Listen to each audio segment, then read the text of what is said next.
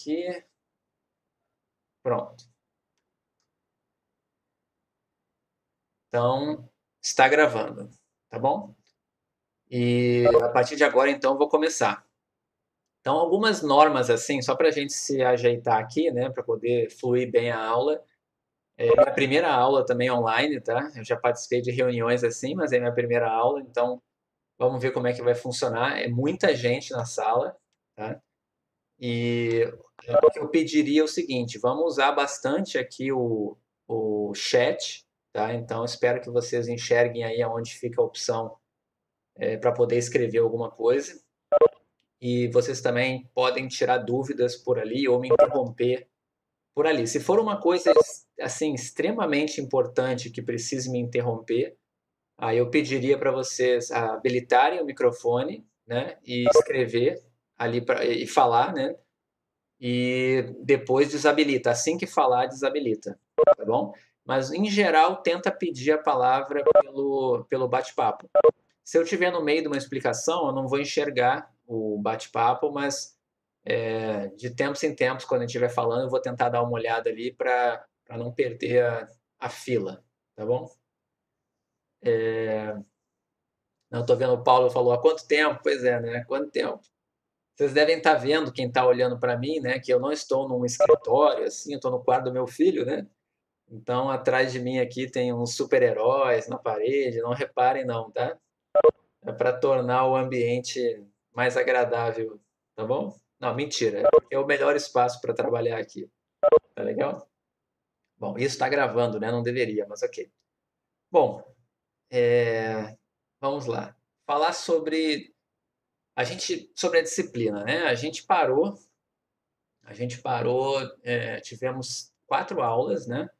A gente parou no meio, eu sei que já tem 2 meses e vocês devem ter esquecido praticamente tudo, né? E então, assim, eu vou fazer uma revisão, eu vou tentar hoje fazer uma revisão, tá? Se der, a gente entra num assunto novo, mas se não der, a gente fica fazendo a revisão hoje e eu vou falar também sobre critérios de avaliação, como que eu vou fazer, tá? E eu estou pensando em fazer algo bem diferente, talvez, do que outros professores façam, tá? E eu vou fazer uma experiência com vocês. Então, assim, é algo que vai depender muito do compromisso de vocês para aprender, porque eu estou bem, assim, a minha maior preocupação é que vocês aprendam, certo? E nessa condição que a gente está passando agora, tem certas coisas que a gente costuma fazer em sala de aula que não vão funcionar, certo? E também, assim, algumas provas, algumas maneiras de cobrar as coisas de vocês também não vão funcionar da mesma maneira como funcionaria no método tradicional. Então, o que eu estou pensando em fazer? Eu não vou agendar nenhuma data agora, mas eu pretendo fazer o seguinte: eu quero usar a plataforma Moodle, certo? Para aplicar alguns testes com vocês. E lá no final da disciplina, eu pretendo fazer uma avaliação em que vocês vão me mandar alguma coisa feita à mão por vocês, certo? Mas vamos deixar para definir exatamente como vai ser a segunda vai um pouco mais para frente, os detalhes dela. Eu quero focar primeiro na primeira vai, tá? Então, o que eu vou fazer? Periodicamente, acredito que a cada 2 semanas, mais ou menos, eu pretendo fazer um tipo de um teste via ferramenta Moodle, certo? Que vocês vão fazer em casa. E assim, aí alguém vai me perguntar, né? Ah, tá bom, mas aí eu vou lá responder as perguntas que você vai fazer e eu não. Se todo mundo fizer junto, ou copiar, ou colar, todo mundo vai tirar 10, ninguém vai aprender nada. Se eu não cobrar nota, ninguém vai fazer.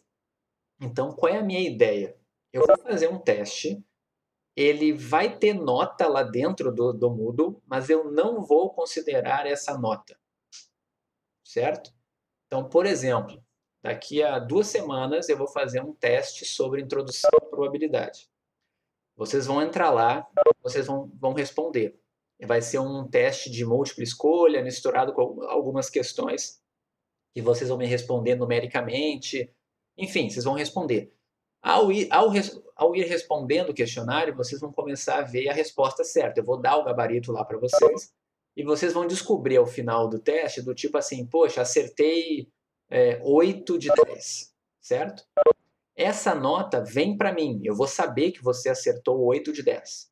Eu vou saber que você fez o teste. E eu vou saber que você fez o teste quando eu mandei. Então, por exemplo, eu vou dizer que o teste é para fazer na hora da aula, no dia tal, vocês têm 1 hora para fazer, ou meia hora para fazer. Vocês vão fazer. Se não fizer nesse horário e fizer depois, eu vou saber que você fez depois.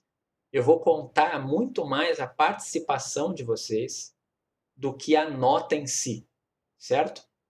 Então, qual é meu objetivo nessa primeira vai? Essa experiência que eu quero fazer com vocês é uma experiência que vai depender do compromisso de vocês.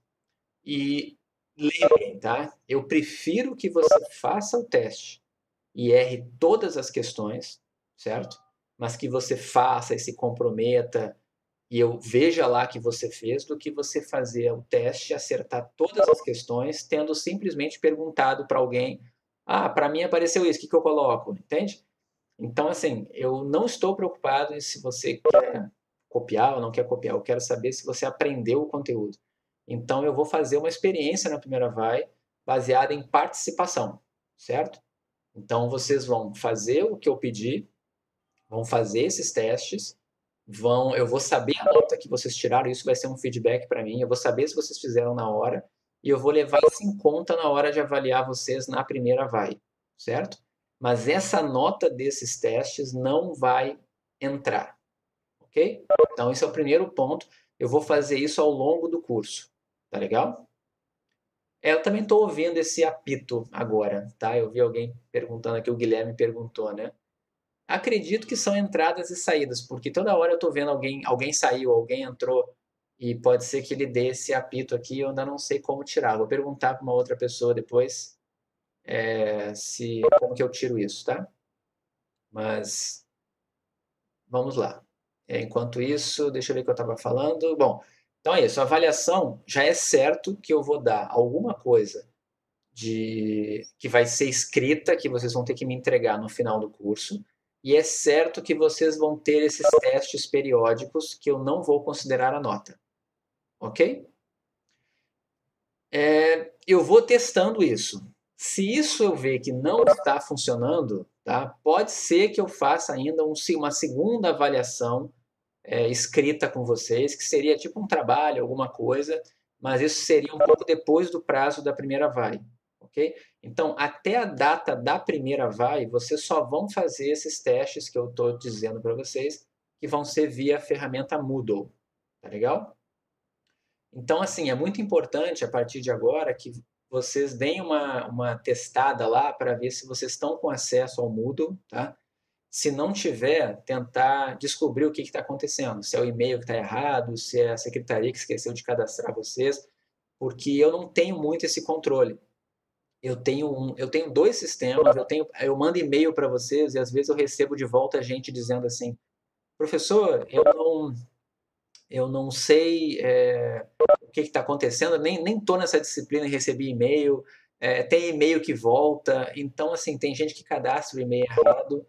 Então, é importante que vocês avaliem se está certo o e-mail de vocês cadastrado no portal do aluno e se está tudo certo, com relação ao cadastro no Moodle, ok? Hoje não tem teste, tá bom? Seria sacanagem eu começar hoje já assim, tá bom, Ana Marta? Não tem teste hoje. Bom, em relação a esse barulho, se tiver acontecendo, se tiver alguém com o microfone ligado, eu acho que não tem, tá? Porque eu coloquei aqui para desativar de todo mundo, mas eu acho que pode ter alguém que esteja aí, mas acho que não tem não. Pelo que eu estou olhando aqui, no controle está tudo bem. Bom, agora, em relação ao que eu comentei até agora, em relação à avaliação, vocês querem fazer alguma pergunta?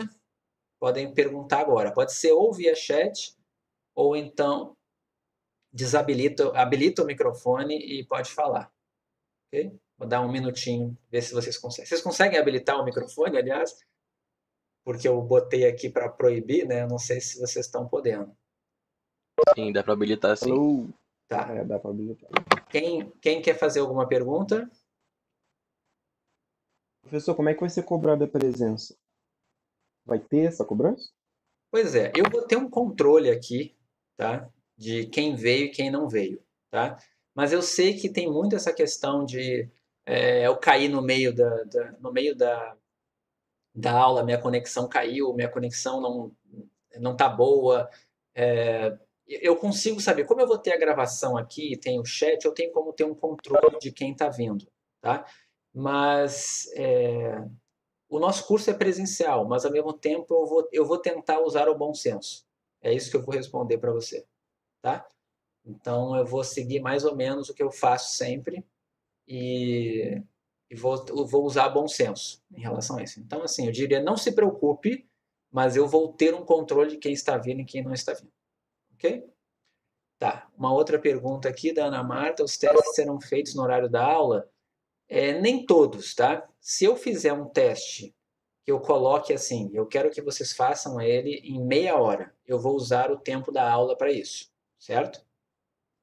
Porque é o melhor horário e eu sei que vocês estariam disponíveis. Mas pode ser que eu coloque um teste que eu dê 2 dias para vocês fazerem, entende?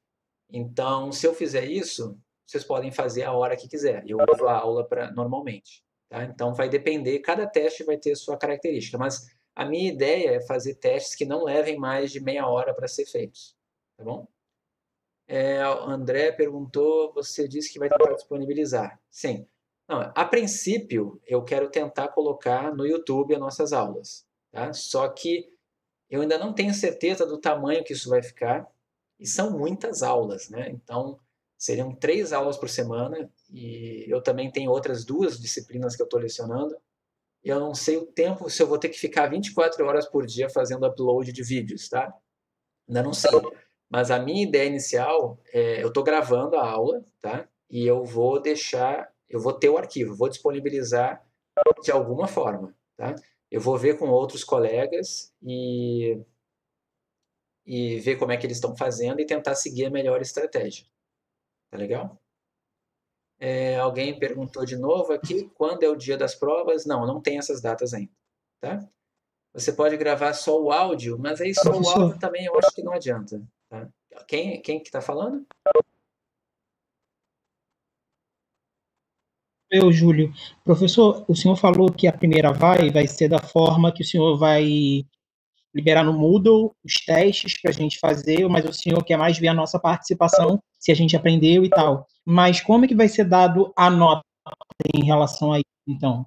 Então, coisas que eu vou avaliar, né? Por exemplo, se você não fizer um teste, você vai ter um desconto na sua nota. Se você fizer um teste atrasado, você vai ter desconto da sua nota, certo? Então, a minha primeira forma de avaliar é realmente avaliar a participação, certo? Mas, de novo, eu vou avaliar ao longo desse processo se isso está funcionando. Daqui a um mês, mais ou menos, eu vou saber se está funcionando ou não, para saber se no final dessa primeira vai, se eu não vou ter que fazer algum tipo de pedir que vocês me mandem alguma coisa por escrito, cada um, para eu complementar a nota.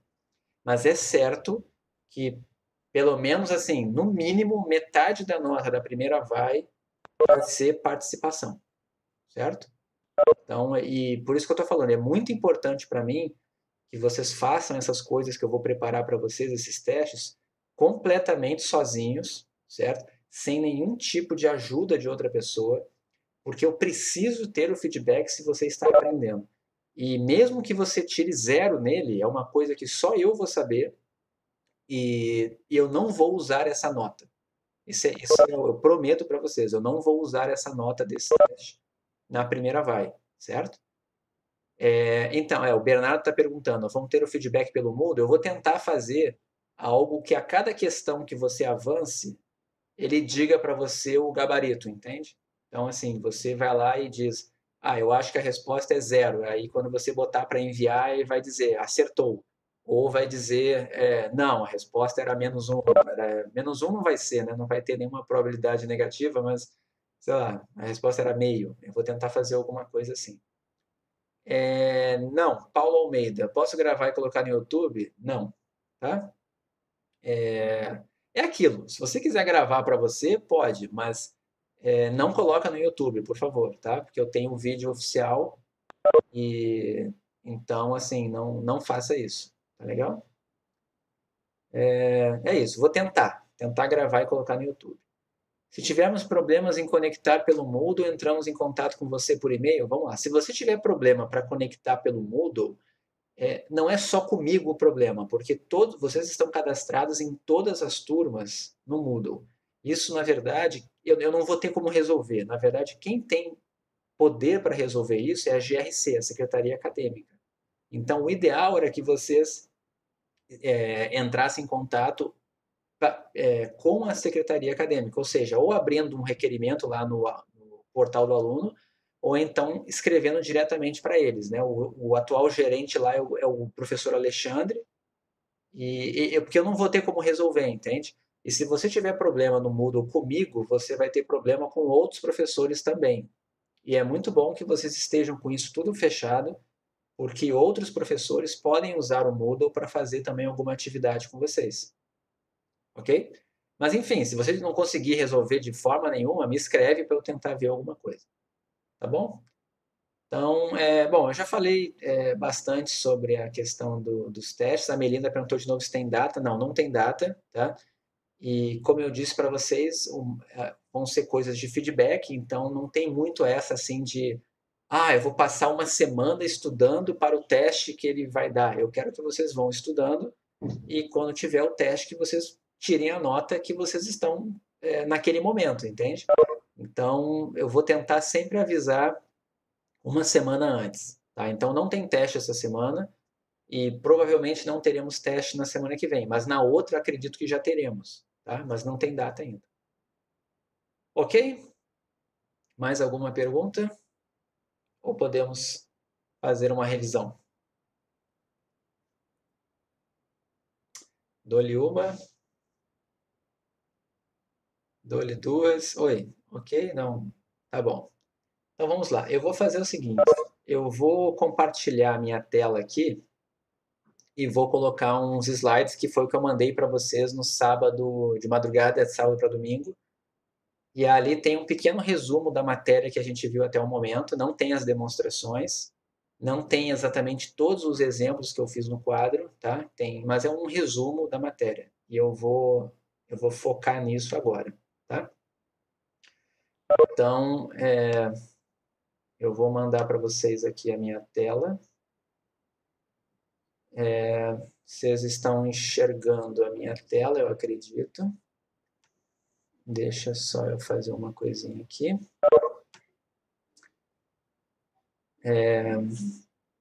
Se alguém não estiver vendo, me fale aí, tá? A partir desse momento, o chat para mim fica meio oculto, tá? Então, para eu acessar ele, eu tenho que ir atrás. Então, eu recomendo que se alguém precisar falar agora, que ligue o microfone, tá? Mas só em caso de extrema urgência, tá bom? Então, se alguém não estiver ouvindo agora, só liga o microfone e me fala, tá bom? Aliás, alguém pode me dizer se está ouvindo ou não, tá? Se está vendo. Vocês estão vendo a minha tela? Estamos sim. Tá bom. Sim, perfeito. Ok. Então tá. Bom, eu vou então começar aqui e vou fazer uma revisão do que a gente viu até o momento. Tá legal? Então, de novo, me interrompam se vocês acharem necessário fazer alguma pergunta, tá? Bom, vamos só lembrar, né, por que a gente está estudando probabilidade.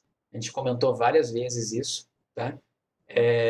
A gente vai trabalhar na prática com conjuntos de dados mais para frente, certo? Que vão retratar situações do mundo cotidiano, do mundo real que a gente quer estudar, fenômenos. Você quer estudar questões epidemiológicas, o Covid-19, você quer estudar questões econômicas, né? Quer fazer previsões de vendas, enfim. E você vai usar isso tudo para poder entender essas coisas, esses fenômenos, você vai utilizar modelos probabilísticos. E esses modelos probabilísticos você aprende nessa disciplina, certo? A gente já tinha comentado alguma coisa sobre isso no começo do curso. Então, assim, A gente estava exatamente nessa parte inicial aqui dos conceitos básicos de probabilidade e começando a fazer alguns cálculos de probabilidades quando a gente teve essa interrupção. Logo que a gente terminar essa parte, a gente vai entrar em variáveis aleatórias, tá? Mas a gente não entrou ainda. Hoje a gente vai focar nesses conceitos básicos aqui e um comecinho de cálculo de probabilidades para a gente relembrar, tá bom? Então, esse começo eu vou tentar passar um pouquinho mais rápido, tá? Mas vocês podem tirar dúvida, ok? Se tiver alguma coisa que vocês não lembrarem, me perguntem, tá? Então, a primeira definição que a gente tem que lembrar é o que é um experimento aleatório, né? Então, a gente vai estar trabalhando sempre com experimentos aleatórios, que são aqueles experimentos que são regidos por um modelo probabilístico. Então, o que esses experimentos têm de diferente de um experimento não probabilístico, um experimento não aleatório, né? Quando você repete esse experimento, você nunca sabe o que vai acontecer, né? É diferente de um experimento de você pegar pegar uma bacia com água e colocar para ferver. Você sabe que a 100 graus Celsius a água vai evaporar. Você pode repetir esse experimento várias vezes e sempre a água vai evaporar a 100 graus Celsius. Mas num experimento aleatório isso não vai acontecer. Você vai repetir o experimento e você vai ver que os resultados vão variar, certo? Você até consegue saber os resultados possíveis desse experimento, mas você não vai saber qual é o resultado em si que vai acontecer. E uma outra coisa que a gente observa quando a gente realiza um experimento várias vezes é uma regularidade. Essa regularidade, que também é chamada de regularidade estatística, regularidade probabilística, que vai definir as probabilidades de cada um dos resultados possíveis, tá bom? Então, e quem são, né, esses resultados possíveis? É o nosso famoso espaço amostral, tá? Então, a gente já viu em sala de aula, a nossa notação para espaço amostral vai ser o ômega maiúsculo, e a gente vai dizer que cada um dos resultados possíveis do espaço amostral vão ser representados pelos ômegazinhos. Tá? Então, se eu tiver um espaço amostral finito, né, eu vou ter aqui ômega 1, ômega 2 até ômega n, n resultados possíveis. Tá? Então, aqui eu tenho dois exemplos. Jogue 2 dados e observe a soma dos números das faces voltadas para cima. Se você jogar 2 dados, você sabe que os resultados possíveis é 1, 2, 3, 4, 5, 6 em cada um dos dados. Então, se você fizer a soma das faces, você pode ter o menor valor possível, vai ser 2, que é quando os dois dados retornarem o valor 1, e o maior valor possível é 12, quando os dois dados retornarem o valor 6. Então, você tem esses resultados possíveis aqui formam o nosso espaço amostral. Mas tem que lembrar também que nem sempre o nosso espaço amostral vai ser finito, vai ter um número finito de elementos. Ele pode representar um intervalo, né? Por exemplo, esse experimento aqui, um míssil é lançado e observado no instante t, certo? E nesse instante t, você mede a altura que ele está do solo. Quando você faz isso, quais são os resultados possíveis desse experimento? Qualquer número, né, não negativo entre 0 e mais infinito, porque eu não sei exatamente aonde que esse míssil vai estar no instante t. Então, o meu espaço amostral, nesse caso, vai ser um intervalo de 0 até mais infinito. Quando é que vai acontecer o 0? Se por acaso esse míssil falhar, o lançamento falhar e ele não sair do chão, vai ser o 0. Mas se ele sair do chão, ele vai ter alguma altura. E eu não sei o limite para essa altura, então vou colocar aqui mais infinito, certo? Então esse aqui é um exemplo de um espaço amostral que é um intervalo, ele tem infinitos valores possíveis aqui, e aqui é um experimento onde o espaço amostral é finito. Tá? Até aqui tudo bem? Podemos seguir? Tranquilo. Então tá bom. Bom, outra coisa importante em relação ao espaço amostral, né? A gente classifica ele em 2 tipos. Tá? A gente não classifica ele em finito e infinito. A gente classifica ele em enumerável e não enumerável. Né? Então, a gente tem os enumeráveis, que são aqueles espaços amostrais que podem ser ou finitos ou infinitos, mas ele tem que ter uma correspondência com os naturais. que significa isso? Você tem que conseguir contar eles, né? Quando você fala enumerável, uma outra maneira de falar enumerável é falar contável. Você consegue contar os elementos. Então, por exemplo, no experimento, lance uma moeda até obter a face cara. Quem é ômega? Certo? Vamos pensar. Se eu lançar uma moeda até obter a face cara, quais são os resultados possíveis que eu posso ter? Deixa eu abrir aqui um... Espera aí. Eu vou também escrever num quadro virtual aqui. Eu tenho duas opções, tá? Essa daqui fica em tela cheia, mas essa daqui eu não posso salvar. Então, eu vou utilizar esse daqui. Se vocês acharem que está muito pequeno, vocês estão enxergando bem aqui? Essa parte? Alguém poderia me dar esse feedback? Sim, dá para ver legal. Tá. Então, aqui, eu vou fazer o seguinte. Eu vou pensar. Se eu joguei, se eu lançar, é uma moeda ou um dado, né? Deixa eu lembrar o que era lá, eu já esqueci. Lance uma moeda até obter a face cara, né? Vamos chamar aqui de C, vai ser cara, tá? E coroa vai ser o meu K, ok? Quais são os resultados possíveis desse meu experimento? É para eu lançar essa moeda até sair a face cara. Pode acontecer da face cara sair de primeira. Isso é um resultado possível, certo? Pode acontecer do primeiro lançamento resultar numa coroa e o segundo numa cara. Esse é o meu segundo valor possível desse meu experimento. Qual seria o terceiro? Sair duas coroas e uma cara, certo? Se eu ficar fazendo dessa forma, eu posso ter muitos resultados possíveis, né? Vai chegar uma hora aqui que eu vou ter um número muito grande de caras, de coroas, desculpe, até sair uma cara. E isso aqui não acaba nunca, certo? Esse meu espaço amostral aqui, quantos valores possíveis ele tem? Infinitos, tá? Porque pode ser que aconteça de eu ter um resultado que eu precise de 3 lançamentos possíveis, mas pode ser que eu precise de 1 milhão de lançamentos possíveis até obter a face cara, certo? Ok, isso é muito improvável, mas teoricamente existe uma probabilidade disso acontecer e não é zero, tá legal? Então, esse tipo de espaço amostral aqui é um espaço amostral que é infinito, tá? Mas ele é enumerável. Eu consigo contar, né? Eu tenho aqui né? Eu posso contar esse carinha aqui, 1, 2, 3, eu posso ir contando os elementos dele, certo? Então, isso é que vai determinar que o meu espaço amostral é enumerável, ok? Por outro lado, eu tenho os não enumeráveis, tá? Então, quando eu não tenho essa correspondência com os naturais, não consigo contar.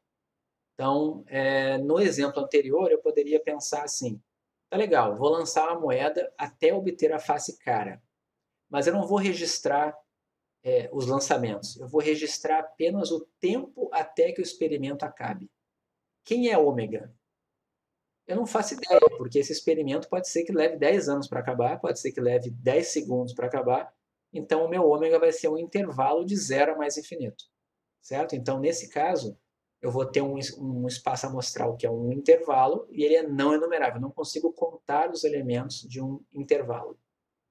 Ok? Então, essa é uma definição importante. E por que isso aqui é importante? Porque a gente vai dividir depois modelos para dados que são contáveis, né? Dados discretos, a gente vai ver mais para frente, e a gente vai trabalhar com modelos contínuos, que vão estar associados a espaços amostrais não enumeráveis. Mas isso é mais para frente no curso. Ok? Se vocês tiverem qualquer tipo de dúvida, me perguntem, tá? Aqui tem um espaço amostral para a gente pensar, né? Porque no mundo real os nossos espaços amostrais não vão ser tão simples. Não entendi espaços amostrais não enumeráveis, né? Então, deixa eu voltar aqui rapidinho. Deixa eu colocar aqui embaixo. Se eu fizesse um espaço amostral, deixa eu colocar aqui. Se eu fizesse um espaço amostral desse tipo aqui, ó, 0 a mais infinito. Esse espaço amostral aqui está associado a qual é o tempo, né, até finalizar o experimento anterior. Imagina que o meu experimento é esse. Anotar o tempo que leva até sair uma cara jogando uma moeda indefinidamente, certo? Esse é o espaço amostral. Por que ele é não enumerável, certo? É só porque os elementos desse conjunto aqui eu não consigo contar, certo? Por exemplo, quem é o primeiro elemento desse conjunto aqui? É o 0. Quem é o segundo elemento desse conjunto? Eu já não sei quem é, certo? Porque eu tenho infinitos valores entre 0 e, sei lá, 0.1, entre 0 e 0.00001. Eu não consigo contar, eu não consigo enumerar numa sequência ordenada aqui cada elemento desse conjunto aqui, certo? Não é porque ele é infinito, é porque eu não consigo contar. Diferente desse daqui. Esse daqui é infinito, mas eu consigo contar. O primeiro é esse, o segundo é esse, o terceiro é esse. Agora, esse daqui eu não consigo saber. Quem é o segundo elemento desse conjunto? Eu já não sei quem é. Ok? Bom, então vamos voltar aqui nesse exemplo. Na prática, você vai ter coisas desse tipo aqui. Ó. O meu experimento é: selecione um docente da ENSE e registre o sexo, a posição dele na carreira. A gente tem 12 posições na carreira. A lotação, ele pode estar na graduação ou na pós-graduação. A escolaridade, se ele tem especialização, se ele tem mestrado, se ele tem doutorado. E o tempo de IBGE em anos, certo? Se você pensar nesse experimento aqui, tá? Deixa eu ver aqui uma coisa. Alguém perguntou dos racionais, né? Os racionais é enumerável. Tá legal? Eu consigo contar os racionais. É infinito, mas é enumerável. Porque ele é a razão de 2 inteiros, né? Bom, vamos continuar aqui. Nesse exemplo aqui, eu tenho que pensar. É um docente da ENSE, registrar o sexo, posição na carreira, lotação, escolaridade e tempo de IBGE. Como que seria esse espaço amostral aqui? Tá? Então, eu vou pegar e vou colocar aqui só um elemento dele, tá? Porque senão fica muito grande.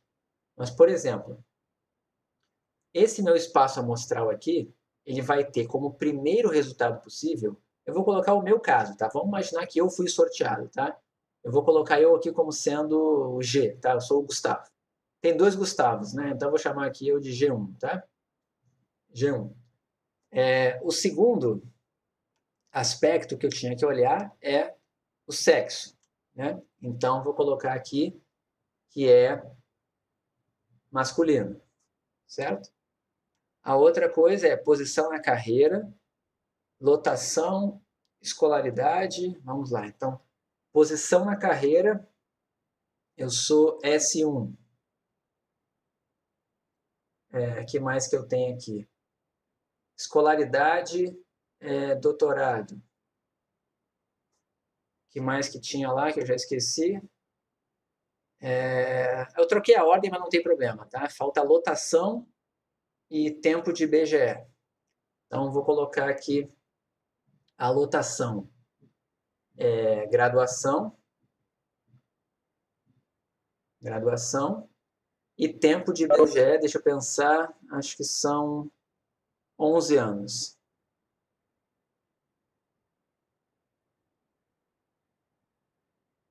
Isso aqui, tudo que eu fiz, certo? É um resultado possível do meu experimento.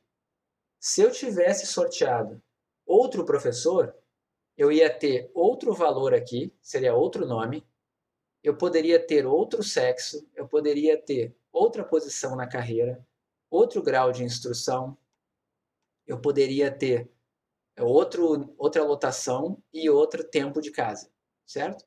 Eu poderia enumerar todos esses resultados possíveis, ok? Então, na prática, você vai lidar com esse tipo de espaço amostral. Tá? Mas aqui nessa disciplina não vai acontecer isso. Tá?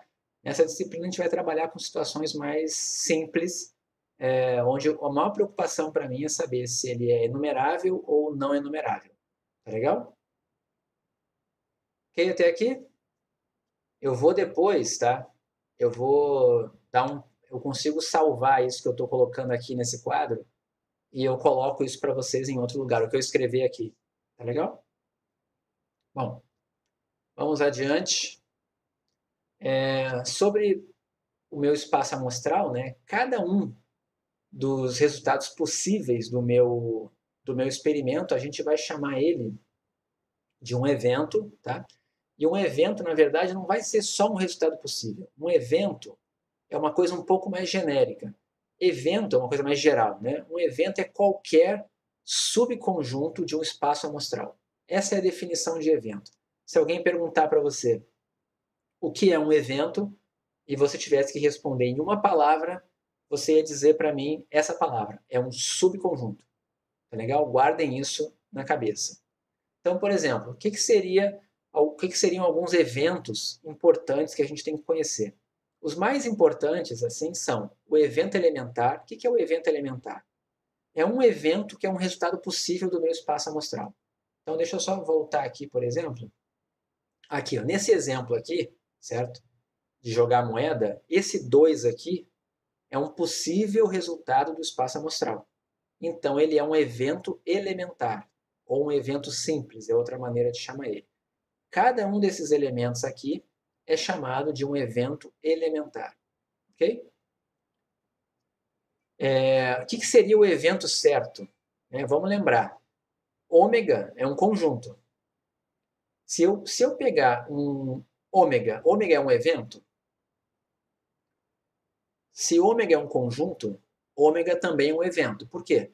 Porque todo conjunto é um subconjunto de si mesmo, certo? Então, ômega é um subconjunto de ômega.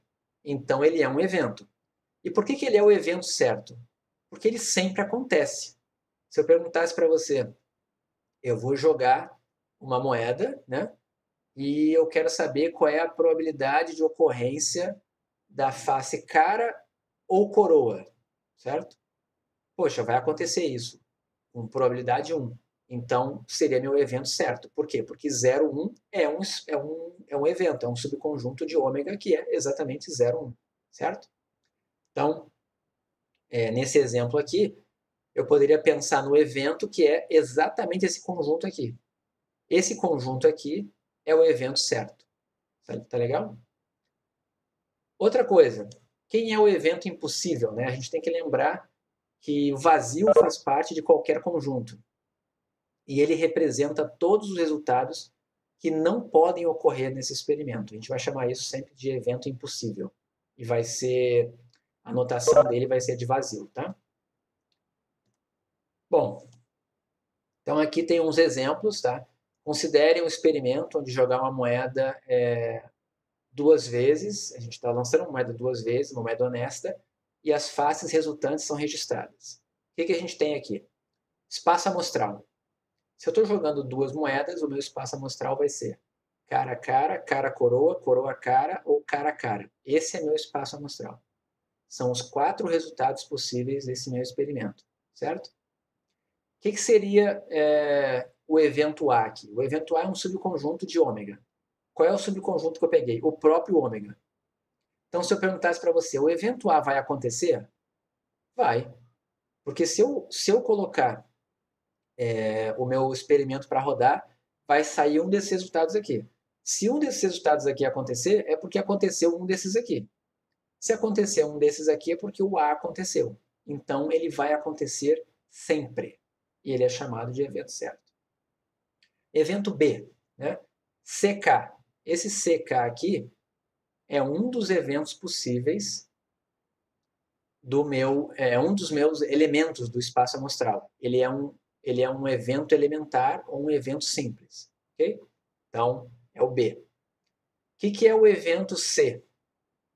Sair uma coroa. Esse evento é impossível. Por que esse evento é impossível? Porque o meu experimento está dizendo que eu vou jogar duas moedas. Se eu vou jogar duas moedas, não tem como eu obter só uma coroa e mais nada. Porque o que aconteceu com a outra moeda? Foi abduzida? Alguma coisa tem que ter acontecido. Então, isso aqui não é um resultado possível. Tá? Olha lá no meu ômega, né? Ele nem está aqui dentro. Então, o evento C nunca vai acontecer. Tá legal? Seria tipo uma moeda cair em pé e a outra, né, sair coroa. Não vai acontecer. E por fim, eu posso ter eventos compostos, né? Esse evento aqui, ó, é sair ou duas caras ou duas coroas, certo? Então lembrem que um evento não é necessariamente só um elemento do espaço amostral, pode ser a união deles, a interseção, pode ser qualquer coisa. Aqui são dois. Então quando é que o evento D vai acontecer? Quando eu realizar meu experimento e acontecer ou esse resultado aqui, cara a cara, ou coroa a coroa. Se sair esse ou esse, é porque um desses dois elementos aqui ocorreu, então o D ocorreu. Certo? E é chamado um evento composto. Ok? Isso tudo a gente já tinha visto em sala de aula, tá? Bom, vamos lá. Como que você combina conjuntos? Então, uma coisa muito importante, tá? A gente não vai somar conjuntos. A gente não vai multiplicar conjuntos. A gente só pode fazer 3 operações com conjuntos. Tá legal? Quais operações vão ser essas? Interseção, união e o complementar, tá? Que vocês aprenderam lá no ensino médio. Se não aprendeu, vai aprender aqui, né? Então, se você tem 2 conjuntos, você pode fazer a interseção deles, pode fazer a união deles ou pode trabalhar com o complementar deles. É a única maneira que a gente tem de trabalhar, certo? É claro que a união tem uma associação com soma, a gente sabe disso, mas teoricamente a gente só pode fazer esse tipo de operação aqui com conjuntos, é o que a gente vai trabalhar nesse curso. Tá?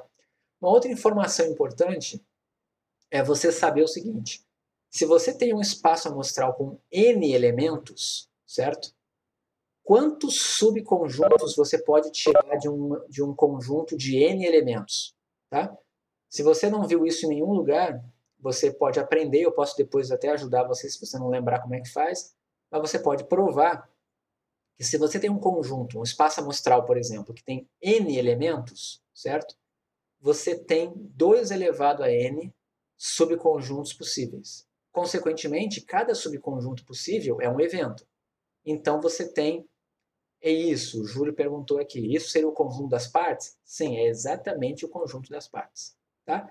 Então, se você tem um espaço amostral finito com N elementos, você sempre vai ter 2 elevado a N eventos possíveis. Tá legal? É uma informação importante que vai servir para muita coisa para a gente mais para frente. Outra coisa, recomendo que vocês usem para contas simples, tá? Sempre façam o diagrama de Venn. Tá? O diagrama de Venn é uma ferramenta para você estudar a relação entre esses conjuntos, tá? A combinação de conjuntos. Então, a gente já viu também em sala o que seria, se você tem um evento A, que é esse primeiro círculo aqui, e um evento B, que é o segundo círculo, eu vou fazer algumas operações com eles, né? Assumindo que esse meu retângulo aqui representa o meu espaço amostral completo, ômega, eu posso dizer que A união B representa esse conjunto aqui. Vocês podem ver que aqui dentro tem uma interseção, tá legal? Tá dentro da união. Se você pensasse no complementar, né? Quem é o complementar desse evento aqui? Se esse evento aqui é essa área azul, o complementar dele é essa área azul de volta aqui, certo? Aqui, quando é que você tem interseção nula, né? Quando esses 2 eventos aqui, ó, não se tocam, né? Então você tem um caso que a gente vai chamar de eventos disjuntos, tá legal? Ou eventos excludentes, é outro nome que a gente dá para eventos desse tipo aqui, certo? E exatamente a interseção entre eles é representada aqui por esse desenho, tá? E a gente vai usar esse tipo de desenho aqui várias vezes ao longo do curso para poder combinar conjuntos quando a gente não conseguir enxergar eles assim de cabeça. Recomendo que vocês usem isso também, tá? Mas, de novo, passou de 3 conjuntos, isso aqui já começa a ficar muito difícil de usar. Tá? Isso aqui é para você combinar dois conjuntos, mas pode aparecer uma situação em que não seja tão simples quanto essa daqui, envolvendo dois conjuntos. E aí vai ser bastante útil o diagrama de Venn. Tá legal? Bom, então essa parte inicial já foi. Eu sei que é um monte de informação, mas como a gente está fazendo uma revisão, você já tem uma noção disso. Acho que a velocidade não está tão pesada, né? Se tiver, vocês me falam, tá? Bom, o que seria, né, essa probabilidade? A gente quer atribuir um número para todos os eventos possíveis, né? Um evento A, por exemplo, de forma que esse número reflita o quão provável é a ocorrência de A. Tá legal? Isso é a probabilidade. Que bom, obrigado pelo feedback, Ana Marta. Um indicativo de resposta seria o quê? Realizar o experimento um número grande de vezes e utilizar a frequência relativa de ocorrência de A como o número desejado. O que seria isso? Por exemplo, eu tenho uma moeda, né? Eu quero saber qual é a probabilidade da moeda dar cara. Como é que eu poderia fazer isso? Eu poderia pegar essa moeda e ficar jogando ela um número muito grande de vezes e anotar quantas vezes saiu a face cara. Se eu pegar essa frequência de quantas vezes saiu a face cara e dividir pelo número de vezes que eu lancei a moeda, eu vou estar fazendo o quê? Eu vou estar fazendo frequência relativa. Frequência relativa da ocorrência de cara, né? Se eu fizer isso, eu vou ter um número que vai me dar uma indicação.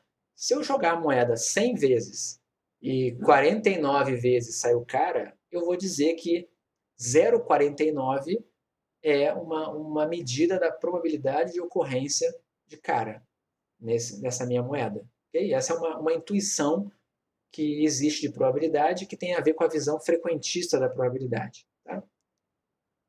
Bom, então isso aqui seria feito na prática. Tá? Isso aqui foi feito de verdade. Tá? Eu pego a minha moeda, lanço uma vez e calculo a frequência relativa de caras. Saiu cara. Então, quando eu fiz a primeira vez, eu vou ter uma cara em um lançamento. Frequência relativa 100%, né? 1. Lanço a segunda vez a moeda, deu cara de novo.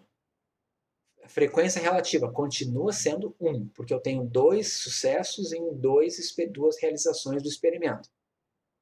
Faço 3 vezes. Aconteceu cara de novo. Pode acontecer, né? Pegar a moeda e jogar 3 vezes e sair 3 vezes cara. Não tem problema nenhum. Continua sendo 1. Mas quando eu começo a aumentar o número de vezes que eu repito esse experimento, a minha frequência relativa aqui já caiu. Por quê? Porque eu joguei uma moeda, saiu coroa. Então tinha saído cara, cara, cara, coroa. Então agora a minha proporção de caras foi de 75%. Já caiu aqui para 0,75. Aí saiu outra coroa. Aí saiu cara, saiu coroa. Se eu ficar fazendo isso aqui indefinidamente, o que vai acontecer? Provavelmente, se a moeda for honesta, isso aqui vai convergir para o meio, certo? Isso aqui é o que a gente chama de regularidade estatística, né? Então, se isso aqui convergir para o meio, esse meio pode ser interpretado como a probabilidade de acontecer cara no lançamento desta moeda, tá? Então, já que eu toquei nesse ponto, vamos relembrar que a gente tem 3 interpretações de probabilidade. A definição da probabilidade axiomática, que eu vou relembrar hoje com vocês, ela é bem definida, foi feita pelo Kolmogorov lá em 1933 e ninguém tem dúvidas quanto a isso. Mas a interpretação não. A interpretação nós temos 3 interpretações, certo? Frequentista, clássica e subjetiva. Tá? O que é a frequentista? É exatamente essa que eu apresentei para vocês hoje. Ou seja, você imagina que um evento pode ser repetido indefinidamente. E você poderia associar a probabilidade com a frequência relativa acumulada de ocorrência. Essa interpretação aqui está por trás de tudo que se chama hoje de inferência clássica. Tá? Então, sempre que vocês escutarem alguém falar de inferência clássica, tá? Ela está baseada na interpretação frequentista da probabilidade. Tá bom? Mas ela tem um problema. Qual é o problema dessa interpretação? Como é que você interpreta esse tipo de evento aqui em termos de interpretação frequentista. Como é que você faria isso? Vamos tentar imaginar, né? Chover hoje. Probabilidade de chover hoje é meio. Eu teria que falar algo do tipo assim: poxa, se hoje se repetisse infinitas vezes, se eu pudesse repetir o hoje infinitas vezes, 50% das vezes teria chovido hoje e 50% das vezes não teria chovido. Mas, poxa, eu não posso repetir esse experimento de hoje. Hoje é uma coisa que só acontece uma vez, certo? Então, nem todo experimento pode ser replicado. Se nem todo experimento pode ser replicado, a ideia frequentista não funciona sempre. Tá legal? Esse é o grande ponto da inferência frequentista. O que seria a interpretação clássica? Tá? Não confunda inferência clássica. Alguém perguntou se o Kolmogorov é o mesmo do Kolmogorov-Smirnov. Sim, é o mesmo. Tá? É o mesmo cara. Voltando aqui, a interpretação clássica da probabilidade, tá? É da probabilidade, não é inferência clássica. Tá? A inferência clássica está associada com a interpretação frequentista. Ok? Mas o que seria a interpretação clássica da probabilidade? Foi a primeira que foi feita. Tá? Simplesmente ela surgiu no meio dos jogos, né, e outras aplicações onde você está baseado, onde você baseia a probabilidade na ideia de que ela é a razão entre resultados favoráveis por resultados possíveis, né? Então, por exemplo, uma moeda.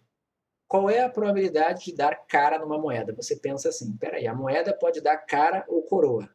Tem dois resultados possíveis. E eu quero saber a probabilidade de dar cara, que é um resultado possível. Então, essa probabilidade vai ser o quê? 1 sobre 2. Essa interpretação clássica, ela serve para praticamente tudo que envolve jogos, né? Questões de baralho, bingo, coisas do tipo, tudo isso funciona, mas ela tem um problema, né? Por exemplo, quando o meu espaço amostral é não enumerável, né? Então aqui, um exemplo. Imagina o seguinte experimento. Seleciona uma pessoa da população ao acaso e mede a sua altura. Defina a probabilidade de y maior que 170. Então, vamos só tentar imaginar aqui, né? Eu quero definir a probabilidade, deixa eu colocar aqui num cantinho aqui, probabilidade de y ser maior que 170. Certo? Y aqui é a variável que mede a altura de uma pessoa e 170 seria centímetros, né? Então, isso daqui eu teria que fazer casos favoráveis por casos totais. Tá? Como que eu faço isso? Se eu selecionar uma pessoa, quais as alturas possíveis que uma pessoa pode ter? Quantos casos eu tenho possíveis de alturas que uma pessoa pode ter? Poxa, eu não sei, infinitos, né? Se eu não sei, e tem infinitos casos, isso aqui seria infinito. E outra coisa, quais seriam os casos favoráveis, né? Quantos casos possíveis são de pessoas que têm mais de 1,70 m? Eu não sei também. Qual é a chance disso acontecer? Pode ser 1,70 m, pode ser 1,71 m, pode ser 1,73 m, pode ser qualquer coisa. Eu tenho infinitas alturas que satisfazem essa restrição aqui. Então, isso aqui dá uma indeterminação. Eu não tenho como calcular, certo? Então, na prática, essa definição aqui clássica, ela não funciona para todo tipo de espaço amostral. Só funciona para alguns casos possíveis. Em geral, espaços amostrais finitos, né? Então, essa interpretação é a mais pobre de todas. E, por fim, a gente tem a subjetiva. Tá? O que seria a subjetiva? É simplesmente dizer que probabilidade é um número que mede na sua cabeça o quão plausível é a ocorrência de A. Então é isso. Eu pergunto para você, qual é a probabilidade de chover hoje? Aí você me fala, eu acho que é 0,2 pelo que eu sei, pelo que eu entendo de meteorologia, é 0,2. Ok, é um número que você pensa, ok, mas qual é o problema desse número? pessoas diferentes podem atribuir probabilidades diferentes. Tá? Aí você vai dizer para mim que é um completo absurdo isso. Não é. Tá legal? Ela tem justificativa para se fazer isso. Tá? E vocês vão aprender essa visão aqui quando vocês estudarem inferência bayesiana mais para frente no curso. Tá bom?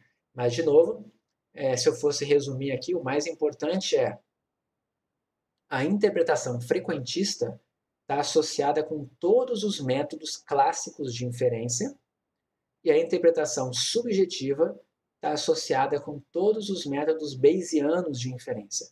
E a interpretação clássica só serve para situações bem específicas. Ok? Até aqui? Então, vamos adiante. Definindo um pouquinho mais as coisas, tá? A gente tem que definir o que é um espaço de probabilidade. O que é um espaço de probabilidade? É uma tripla, certo? Então, sempre que você estiver trabalhando com probabilidade, você vai ter uma tripla associada. O que é essa tripla aqui que representa seu espaço de probabilidade? Ela tem 3 componentes.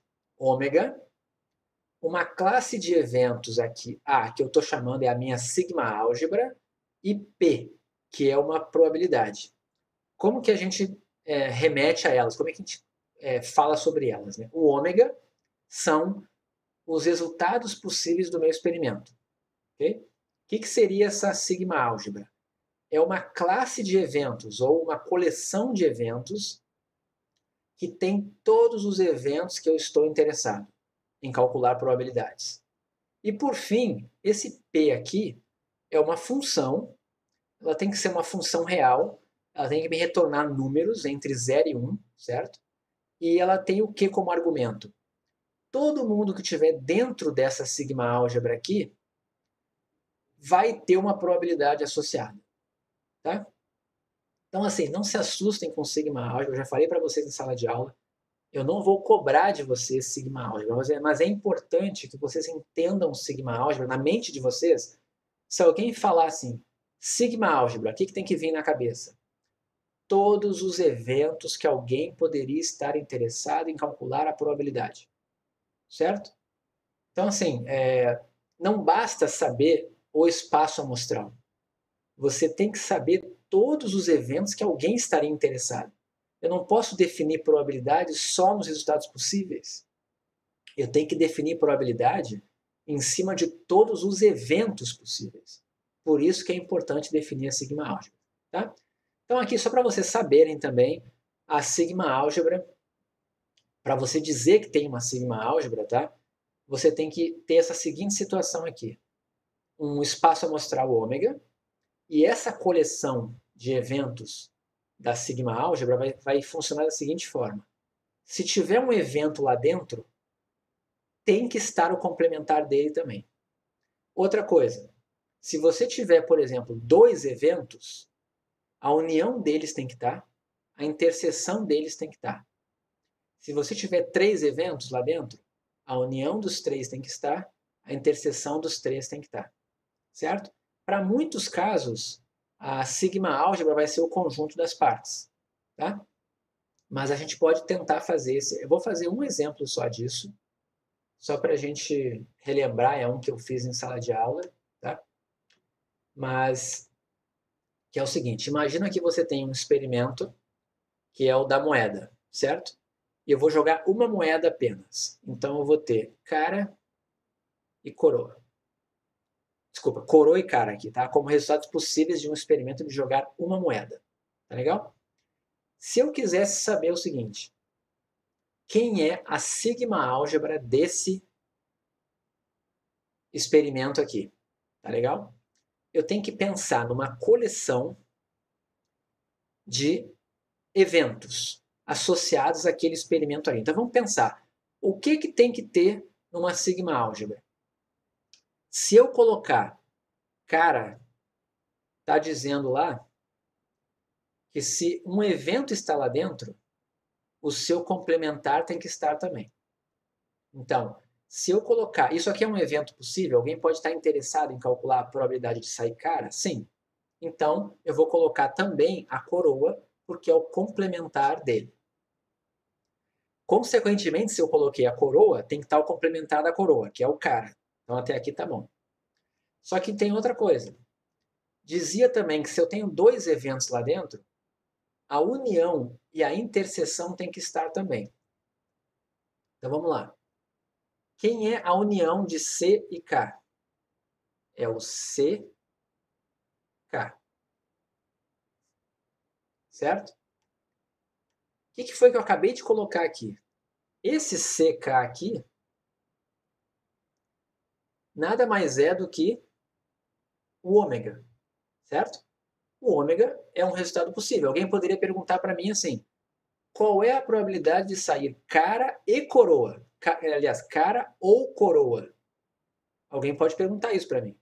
É a probabilidade de sair o espaço amostral. Então, ele também faz parte da sigma álgebra. Só que tem um detalhe. Se eu coloquei esse evento aqui dentro, tem que estar o complementar dele. Quem é o complementar de cara e coroa?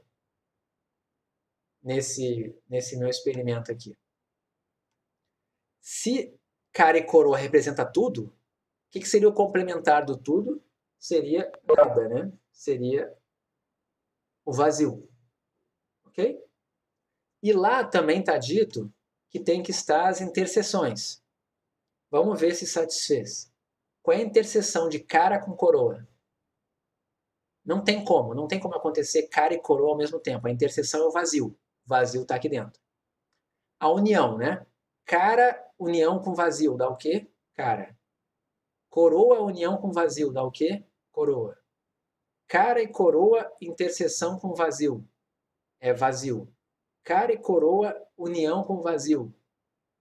Cara e coroa. Cara e coroa, interseção com coroa. Coroa. Ou seja, todos os casos possíveis estão aqui dentro e fechou a minha sigma álgebra. Então, no experimento aqui, só um pouquinho, deixa eu voltar aqui. Nesse experimento aqui, de lançar uma moeda e olhar o resultado, essa coleção aqui tem todos os eventos que alguém poderia estar interessado em estudar. Todos. Certo? Então, ela é a minha sigma álgebra. Tá bom? Esse é um caso elementar. Para a maior parte dos exemplos, não dá para a gente fazer isso, essa conta aqui, tá? Descobrir todos os eventos possíveis. Então, não se preocupem tanto com isso. O importante é só entender a ideia.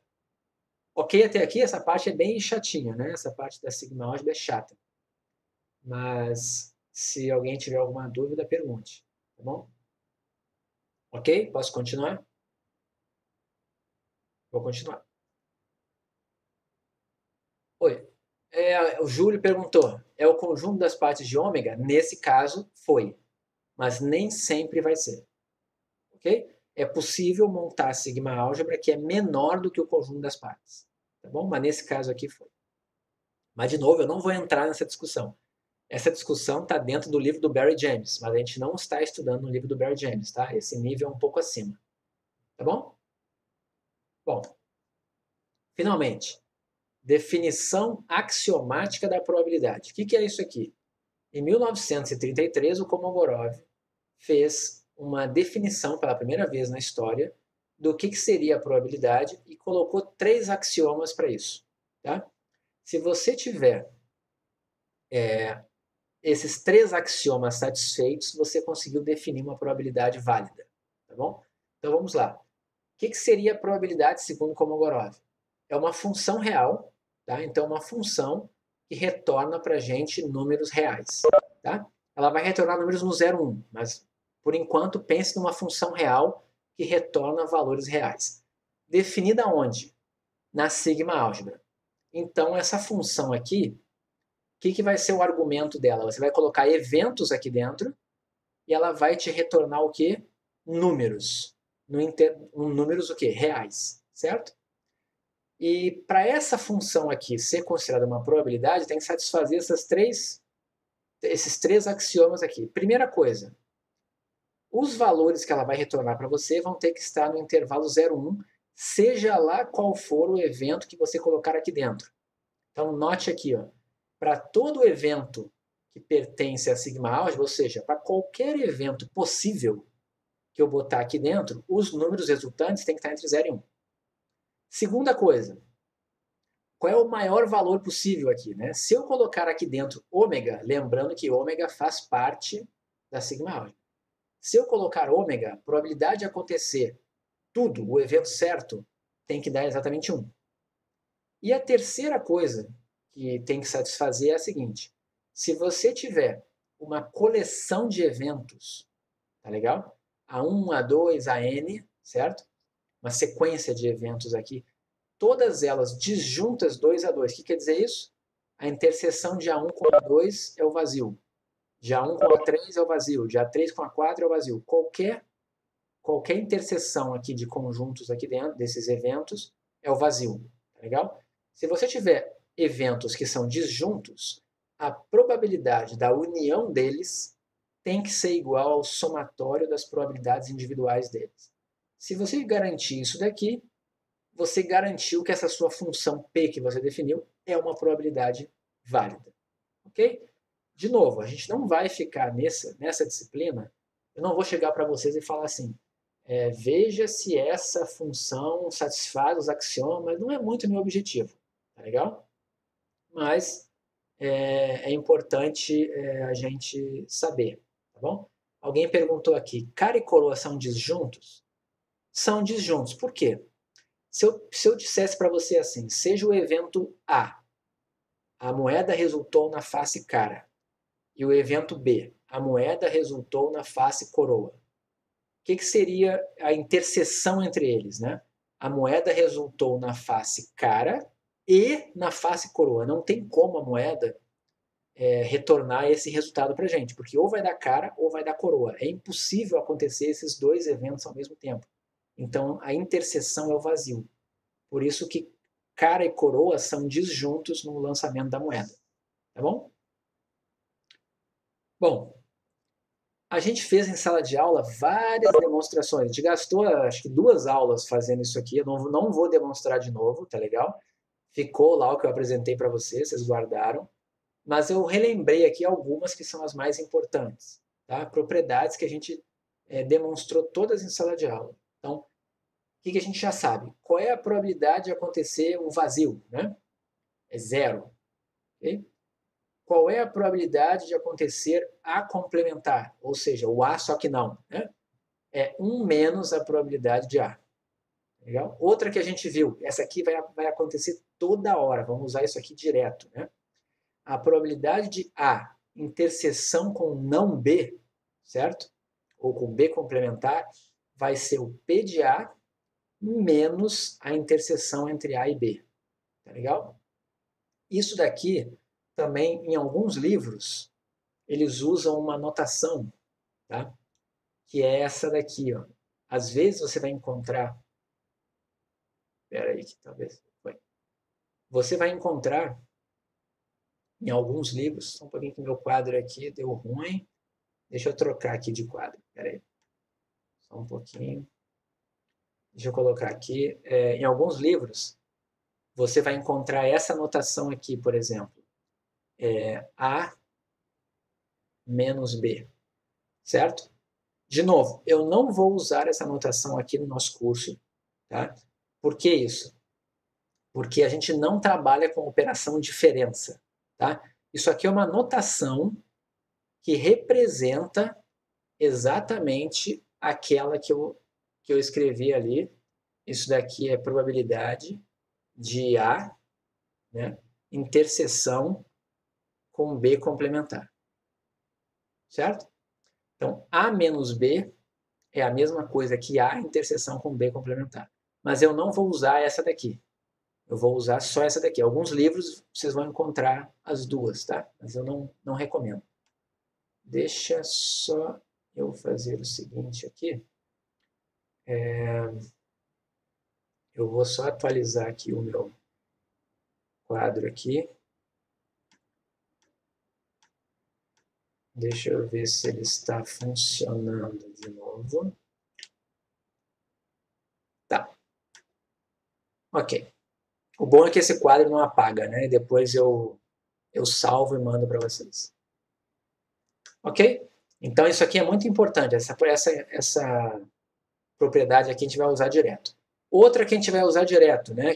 Essa aqui você aprende no ensino médio também. Probabilidade de A união B, ou seja, A ou B, né? A probabilidade de acontecer A ou B vai ser a probabilidade de acontecer o A mais a probabilidade de acontecer o B menos a probabilidade da interseção. E você pode generalizar isso aqui. A união B com a união C vai ser P de A mais P de B mais P de C, menos as combinações 2 a 2, P de A inter B, A inter C e B inter C, mais a interseção 3 a 3. Se aqui tivesse 4, A união B, união C, união D, ia ser a soma das probabilidades individuais, menos as interseções 2 a 2, mais as interseções 3 a 3, menos a interseção 4 a 4. Mantém sempre essa regra. Uma soma, uma diminui. Uma soma, uma diminui. Ok? A gente também viu isso aqui. Se A está contido em B, P de A menor que P de B. E a gente viu também as leis de Morgan, que a gente vai usar também direto. Tá? Então, essa união de vários aqui, complementar, a probabilidade delas é igual à probabilidade da interseção dos complementares. E a mesma coisa essa daqui, ela é equivalente. Isso aqui é consequência das leis de Morgan. Tá? Probabilidade de acontecer vários eventos ao mesmo tempo. A probabilidade de acontecer um ou mais eventos é igual a 1 menos a probabilidade de não acontecer nenhum deles ao mesmo tempo. A gente vai usar isso aqui também bastante. E, por fim, uma outra que a gente viu aqui, que é a probabilidade da união é sempre menor ou igual ao somatório das probabilidades. Tá? Por que isso aqui? Só para a gente relembrar aqui um detalhezinho. Axiomas das probabilidades. Probabilidade da união é a soma das probabilidades. Quando é que isso aqui é verdade? Quando eles são disjuntos, certo? Quando eles não são disjuntos, você tem que fazer esses descontos aqui.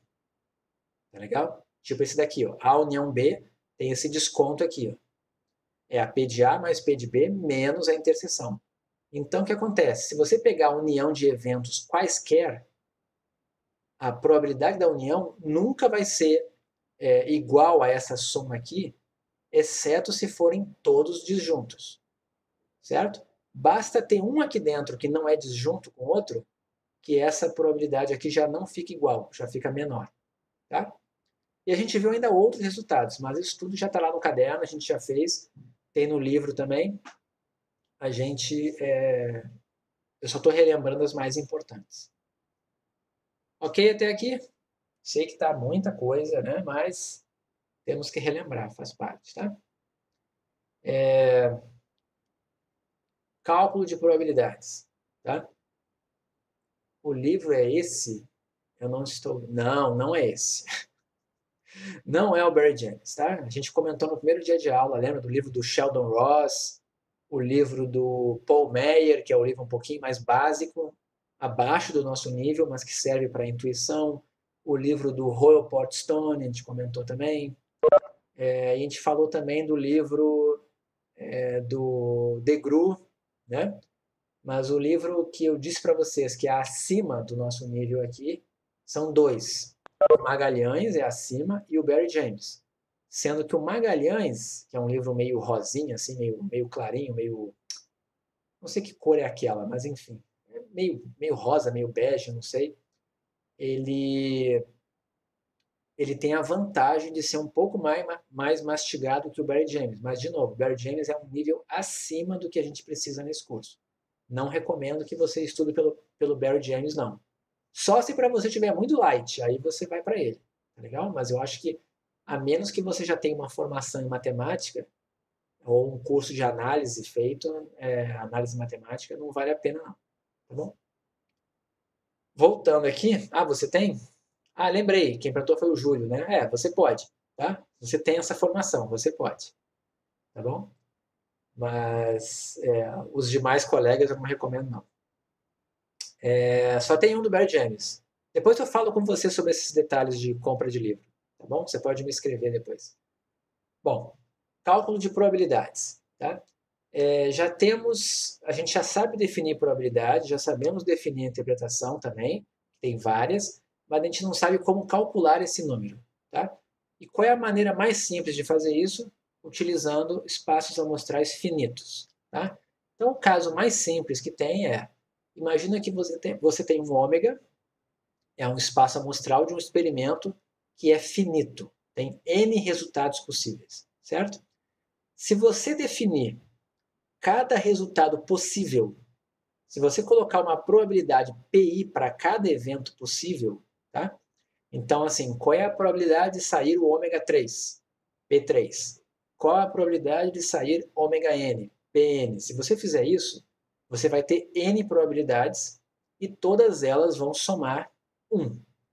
Se você fizer essa restrição aqui, colocando números maiores ou iguais a 0 para cada resultado possível, e a soma igual a 1, você acabou de definir probabilidade no espaço amostral finito e você consegue calcular qualquer probabilidade de evento dessa forma aqui, ó, tá?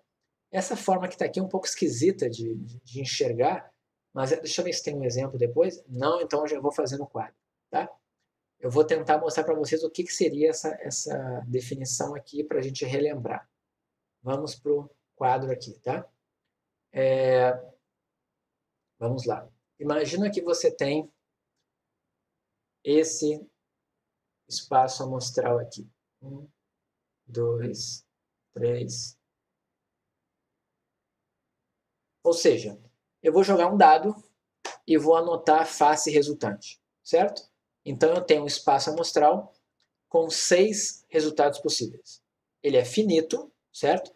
E eu vou definir uma probabilidade para cada um deles. Então, esse cara aqui é o meu ômega 1, certo? Então, vamos colocar aqui. Esse é o ômega 1. Esse daqui é o ômega 6, certo? E eu vou definir PI como sendo 1/6. O que eu estou dizendo? Cada resultado possível do meu dado tem probabilidade 1/6 de acontecer. Esse PI aqui, o que seria o P1? Probabilidade de ômega 1. O que é probabilidade de ômega 1? Probabilidade de sair a face 1. Se eu fizer dessa forma, certo? Eu consigo calcular probabilidades desse tipo aqui. Ó. Se alguém me perguntasse assim, seja o evento, a face resultante é par. Se a face resultante é par, esse daqui é o evento que eu estou interessado. Isso aqui é um evento elementar? O evento A é um evento elementar? Não. Por que não é um evento elementar? Porque ele não é composto apenas de um dos ômegazinhos aqui. Ele tem, na verdade, 3 ômegas. Então, ele é um evento composto. Tá legal? Como que eu calculo P de A? Aí eu vou usar a fórmula aqui. Para calcular P de A, eu vou somar todos os ômegas que tem ali dentro, todos os P de ômegas que compõem o evento A. Então, o que aquela expressão está me dizendo é o seguinte, que para calcular P de A, eu preciso fazer P do ômega 2 mais o P do ômega 4 mais o P do ômega 6. E fazer isso nada mais é do que fazer P2 mais P4 mais P6. Se eu sei que cada PI vale 1/6, então eu estou dizendo que isso daqui é 1/6 mais 1/6 mais 1/6. Então isso daqui é 3/6. Isso daqui é meio. A gente já sabia isso de cabeça, né? Se eu jogar um dado, qual é a probabilidade de sair uma face par? Meio. Mas eu acabei de mostrar como que faz a conta assumindo aquela fórmula que eu acabei de definir aqui, certo? Você pega o evento e soma as probabilidades associadas a cada um dos eventos elementares que estão dentro dele. Tá legal?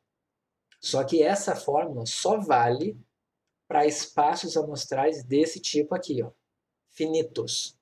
Tá legal? Se forem infinitos, já não funciona. Tá bom? Então, ok até aqui? É só porque essa fórmula aqui às vezes assusta, né?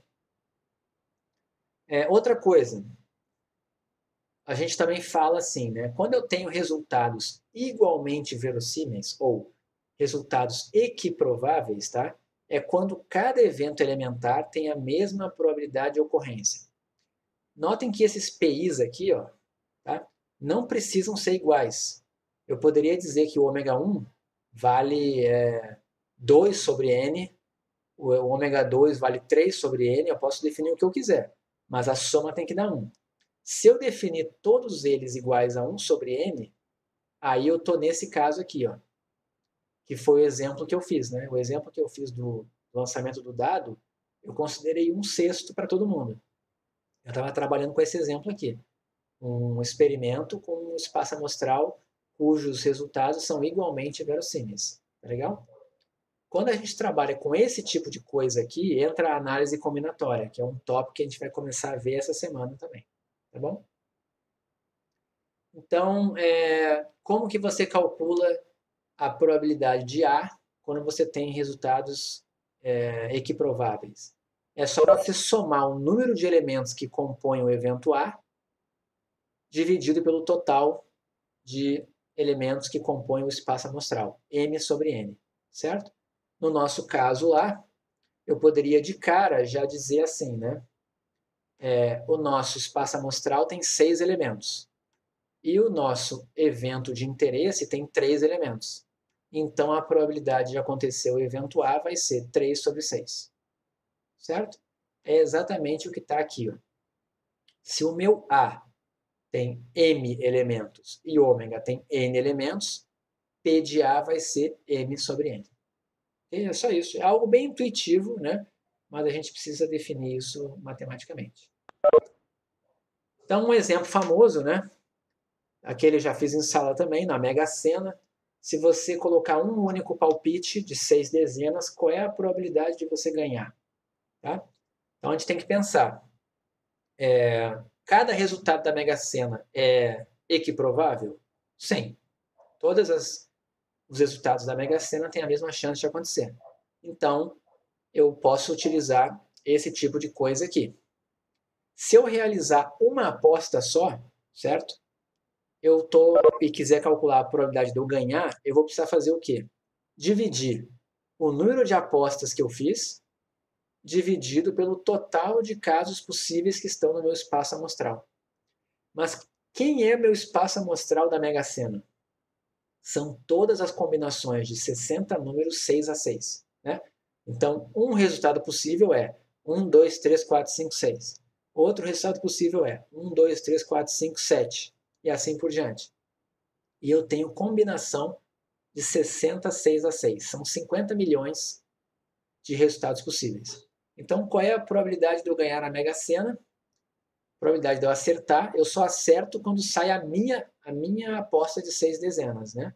Então, é um caso apenas que tem no meu evento A, dividido pelo número de elementos que tem no espaço amostral, 50 milhões. É daqui que vem aquele famoso número de 1 em 50 milhões que as pessoas falam que é a chance de você ganhar na Mega Sena. Né? Lembrando que isso ainda não quer dizer que você vai ganhar sozinho, né? Tem que lembrar disso. Você ainda pode ter que dividir o prêmio. Então, é complicado ganhar na Mega Sena. Né? Bom, aqui tem um outro exemplo. Como que eu faria isso daqui? Pensem por 2 minutinhos, rapidamente, antes de eu mostrar a resposta aqui. Aliás, vocês já têm os slides, né? Então vocês já viram, mas não tem problema. Eu vou ler para vocês aqui. Eu tenho um lote de 100 vacinas produzidas, tá? E esse lote tem 10 vacinas que não dá para ler a validade. Quando isso acontece, a vacina tem que ser descartada porque você não pode vacinar alguém sem saber a validade dela, tá? Imagina que você mandou esse lote ou que você recebeu esse lote e você resolve fazer uma inspeção. Aí você vai e faz uma inspeção de 5 vacinas. Você pega 5 lá de dentro aleatoriamente e faz a seguinte regra. Se nas 5 que você encontrar, as 5 tiverem a validade legível, você fica com o lote. Se você encontrar uma com problema ou mais, ou seja, basta uma com problema, você já rejeita esse lote, já não confia mais nesse lote, certo? Qual é a probabilidade desse lote ser aceito, ou seja, dele não ser rejeitado, tá? Então você tem que pensar aqui num caso em que você tem um espaço amostral que é finito, né? Porque quando você pega 5 vacinas ao acaso, tá? Cada vacina tem a mesma chance de entrar na sua amostra. Então isso aqui é um espaço amostral com elementos equiprováveis. Como que você faria para calcular essa probabilidade aqui? Tá? Pense aí uns 30 segundos.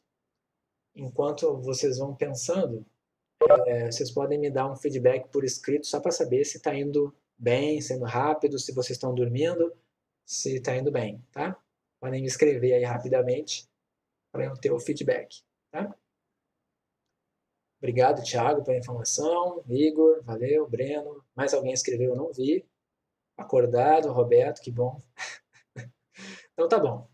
Mas, por favor, tá? Não tenham medo de escrever e dizer que não estão entendendo, tá legal? Pode escrever, inclusive, se está com vergonha, escreve só para mim, que eu vejo também, tá?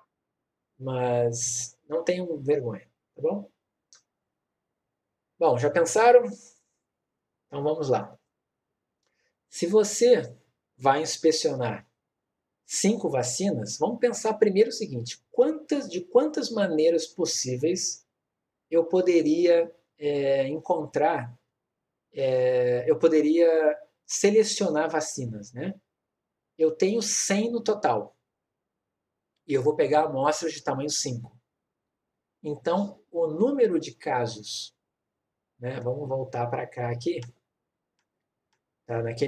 tá ficando assim meio um embaixo do outro. Depois eu vou mandar essa imagem para vocês, tá? Aí vocês têm que decodificar, tá?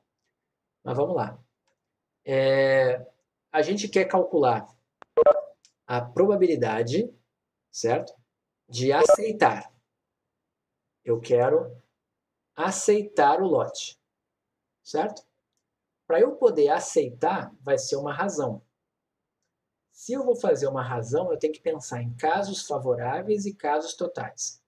Se eu tenho 100 vacinas e vou pegar uma amostra de tamanho 5, tá? Depois a gente vai relembrar isso de análise combinatória, tá? Mas eu tenho esse número de combinações possíveis de amostras que eu posso coletar. Combinação de 100, 5 a 5, certo? E eu tenho que pensar agora no seguinte: para eu aceitar, o que tem que acontecer para eu aceitar? Vamos pensar aqui. Eu tenho 100 vacinas, 10 estão bichadas, estão com problema. A única maneira de eu não ser pego nesse... Vamos imaginar que você está vendendo essas vacinas aqui, tá? Vamos se colocar do lado negativo da coisa, tá? Você quer passar o teu lote lá para o seu cliente, tem 10 vacinas que estão com problema. Qual é a probabilidade do seu lote passar sem que o seu cliente perceba, né? Se você pensar dessa forma, você tem que pensar o seguinte: para isso acontecer, nessa amostra de 5 que ele pegou, não podem entrar essas 10. Tem que entrar as 90 boas.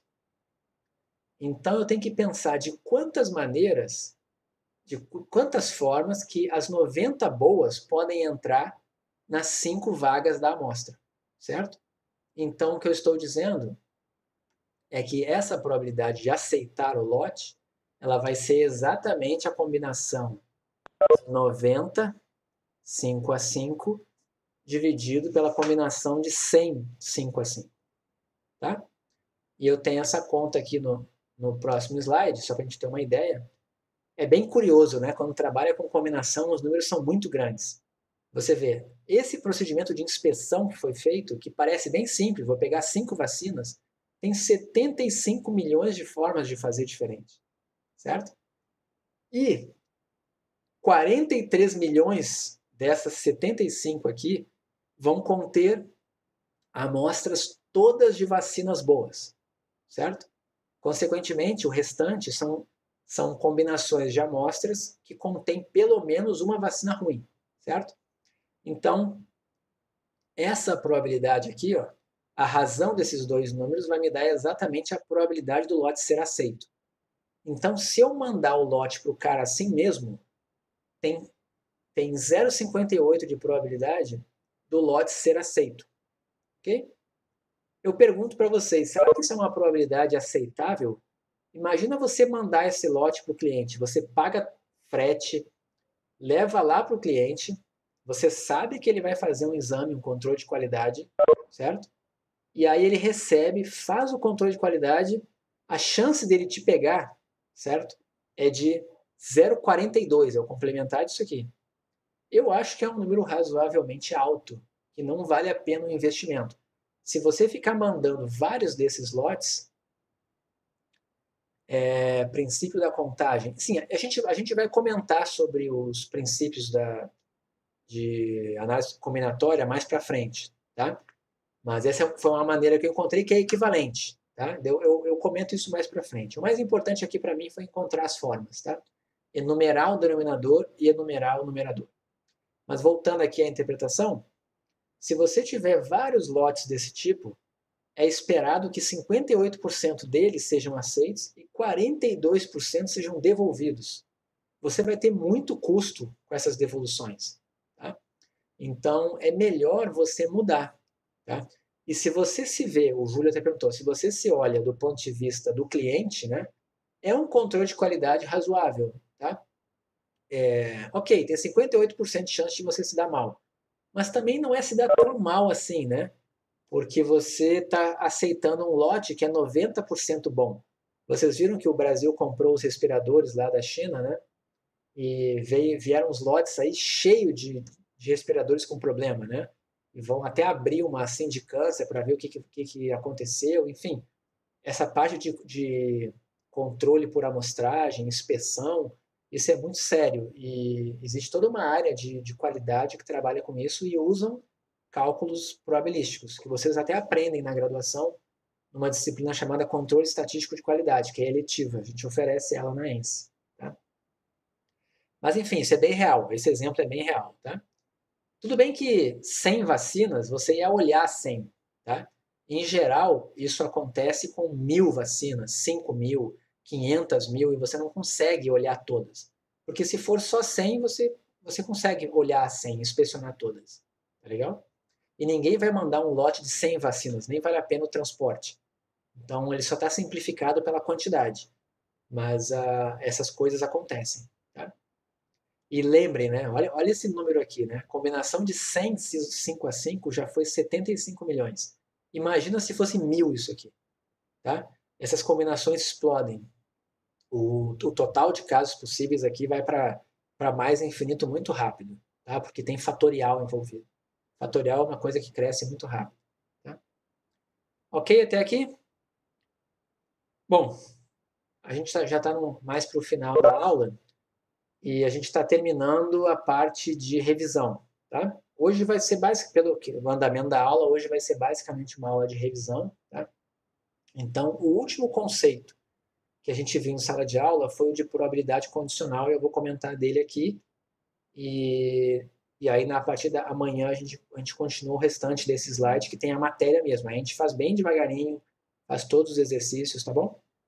Mas vamos lá. O que é probabilidade condicional?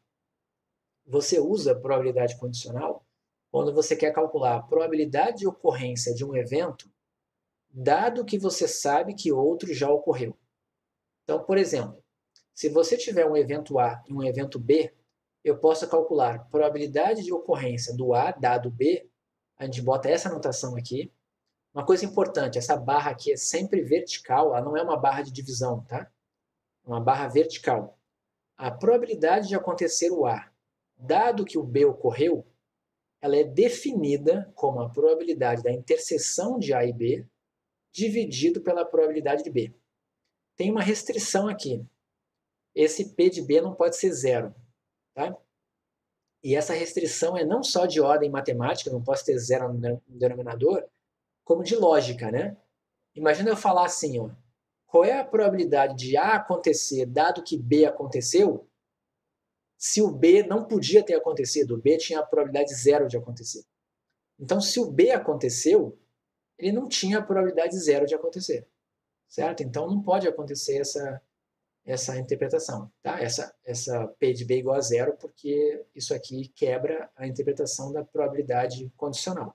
Tá? Outra coisa, lembrem que a gente sempre vai falar duas palavras. Tá? Você vai escrever probabilidade condicional de A dado B. Então, sempre vai entrar esse condicional aqui e vai entrar sempre o dado. Tem que aparecer dado na história. Okay? Essas duas palavras, dado e condicional. Outra coisa que é importante saber, né? Tudo que tiver depois da barra está fixo. Já aconteceu, não pode ser mudado. Certo? E o que está antes da barra, que é o A aqui, é o que ainda é aleatório. Certo? Só para a gente guardar, porque mais para frente vai ser importante saber isso. Tá? Aliás, não só mais para frente. Já agora eu vou falar para relembrar, né? Por que é importante saber isso? Porque se eu perguntasse para você isso aqui, ó, quem é esse cara aqui? Quem é o P, a probabilidade condicional de A complementar dado B, certo? A gente sabe que se não tivesse esse B na história, a probabilidade de A complementar seria 1 menos P de A, certo? Mas aqui, isso daqui seria o quê? 1 menos probabilidade de alguma coisa. O que entra aqui? E aí, por isso que é importante lembrar. O que está antes da barra é aleatório. O que está depois da barra é fixo. Já aconteceu. Então, o complementar desse evento aqui é exatamente P de A dado B. Certo? O B permanece igual. O A que muda. Certo? Isso é muito importante. É um erro comum colocar o B complementar aqui. Mas não. Aconteceu o B, não foi o B complementar que aconteceu. Certo? Então, voltando aqui, era importante falar isso. Só rapidinho aqui. Bom, o último slide teórico, e depois a gente só vê um exemplo e termina.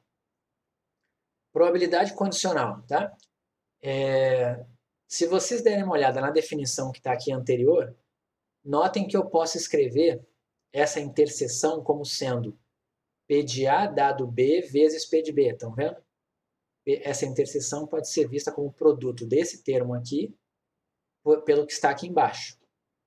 P de A dado B vezes P de B. Então, eu consigo escrever a interseção como P de A dado B vezes P de B e também como P de B dado A vezes P de A. Por quê? Porque quem é P de B dado A? P de B dado A é exatamente P de A interseção B dividido por P de A. Quem é P de A dado B? A interseção B dividido por P de B. Então, tem essas duas igualdades aqui para interseção, certo? E a gente pode mostrar que para uma interseção para mais elementos, você pode escrever dessa forma aqui. Tá? Tem várias maneiras de escrever isso aqui, e eu vou só colocar uma aqui para a gente relembrar. Tá? Mas, por exemplo, se você tem assim, ó, A interseção B, interseção C, certo? Eu posso enxergar isso daqui de várias formas. Eu posso, por exemplo, fazer P de... Vamos botar aqui embaixo. Isso aqui pode ser P de A dado B e C.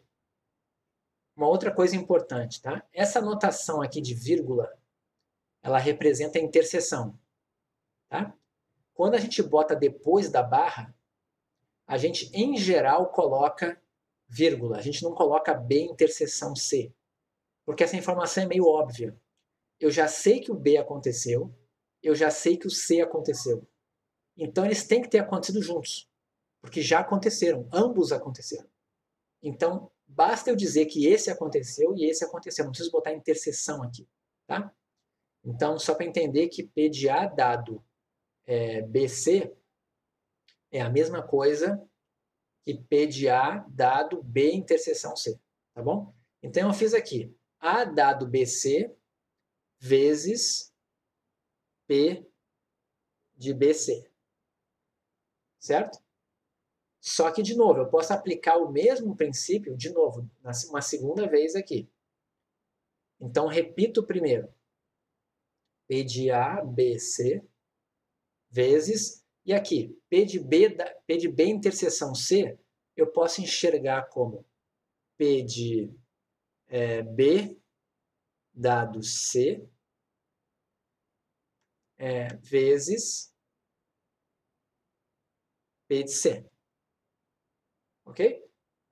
Mas eu poderia ter feito de outra forma. Eu poderia ter pego esse daqui, esse pedacinho que está aqui, ó. Espera aí. Deixa eu pegar só esse pedacinho aqui. Eu poderia ter pego esse P de B interseção C e ter feito como sendo P de C dado B vezes P de B. Eu posso fazer qualquer combinação, certo? Todas elas estão baseadas nesse raciocínio aqui, ó. É só você guardar essa expressão aqui. P de C... Espera aí, só um pouquinho. Eu não entendi a pergunta. Pergunta? Quer perguntar no microfone?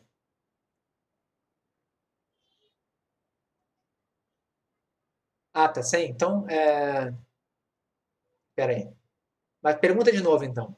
Coloca de novo para mim, mais claro. Era para multiplicar por PC ou dividir? Ah, tá. Não tem divisão ali. Tá? Nada aqui é divisão. Isso aqui não é uma divisão. Eu coloquei aqui isso daqui só para dizer que esse termo aqui é igual a esse termo aqui. Tá? Ok? Então, é uma observação isso daqui, tá? Acho que dessa forma vai dar confusão depois para vocês, né? Eu poderia fazer... Não, acho que está claro aqui, né? Esse cara é igual a esse cara aqui, tá? Eu vou fazer o seguinte, eu vou escrever aqui o começo igual. Eu vou dizer que isso aqui é igual.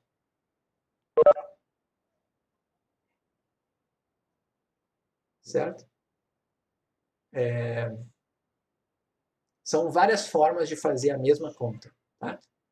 Então, foi só uma maneira de abrir. E eu poderia ter feito aqui B dado a C vezes A interseção C. Eu poderia ter feito C dado a B vezes P de A interseção B. Eu posso fazer qualquer combinação. Okay? Eu fiz aqui A dado BC. Mas eu posso escolher qualquer um para ficar aqui e quaisquer outros dois para ficar aqui. Não tem nenhum problema quanto a isso. Tá bom? Bom, voltando aqui. Esse aqui é um caso genérico, tá? Em que eu fiz ele pegando, eu tinha de A1 até a N. Então eu fiz a N dado o restante, tá aqui, ó. A N dado o restante vezes a probabilidade do restante, interseção. Aí ficou P de a N menos 1 dado o restante vezes a probabilidade da interseção do restante. E vou fazendo isso, até que chega uma hora que fica A2 dado A1 vezes P de A1, certo? Então, depois vocês podem tentar fazer no papel, se tiver dúvida, vai ter lista também, vocês podem me perguntar. E aqui tem um exemplo, deixa eu ver aqui se tem mais um. Esse é o último exemplo e a gente encerra. Tá? Mosquitos, né? Não sei se vocês sabem, mas mosquitos têm em geral, tem 4 fases, né, de desenvolvimento. O mosquito começa no ovinho, depois ele vira uma larva, depois ele vira pupa e depois ele vira adulto. Tá legal? Imagina que você fez um experimento e você acompanhou 640 ovos. Tá? Mas claro que parte deles morre e não chega a virar larva. Das que viram larva, nem todos viram pupa. Mas não foi isso que aconteceu. Você perguntou lá, deixa eu ver o que aconteceu lá. Não, vamos lá. Quando eu enxergo uma interseção, só voltando, tá? Quando eu enxergo uma interseção, eu posso escrever uma interseção condicionando no que eu quiser, certo? Mas se eu escrever, vamos lá, se eu escrever isso aqui, ó, P de A dado B, eu já sei que B aconteceu. É fato isso. Mas quando eu escrevo P de A interseção B, eu posso calcular a probabilidade de P de B dado A vezes P de A, que é o que está aqui, ó. P de B dado A vezes P de A. Tá legal? Você pode fazer isso aqui. Então, uma coisa é o evento que você está interessado. Esse evento aqui, o B aconteceu. Este evento aqui, o B não aconteceu. Eu posso escrever ele assumindo que A aconteceu, ou eu posso escrever ele assumindo que o B aconteceu. A mesma coisa aqui. Eu posso fazer essa conta aqui assumindo que todo mundo aconteceu, menos o AN. Eu posso fazer essa conta aqui de outra forma, condicionando em quem eu quiser. Entende? Quando eu tenho a interseção, eu condiciono em quem eu quiser. Quando eu tenho condicional, já está feito isso, não sou eu que escolho. Tá? Acho que nos exemplos isso vai ficar mais claro. Só voltando aqui para o exemplo das larvas, para a gente encerrar, e depois vocês podem tirar dúvida. Eu tenho aqui o desenvolvimento dos meus 640 ovos, só 290 chegaram à fase adulta. Então, se eu perguntasse, qual é a probabilidade de que um ovo chegue à fase adulta? Como que vocês iam calcular isso com esses dados aqui coletados, né? Qual é a probabilidade de que um ovo chegue à fase adulta? Você tem que pensar.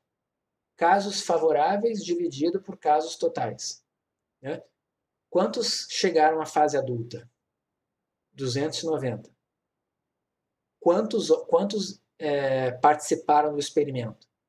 640. Então, a probabilidade de um mosquito chegar à fase adulta nesse meu experimento foi de 290 dividido por 640. Isso está aqui adiante, tá? Eu já mostro. Mas a mais importante para mim é essa daqui.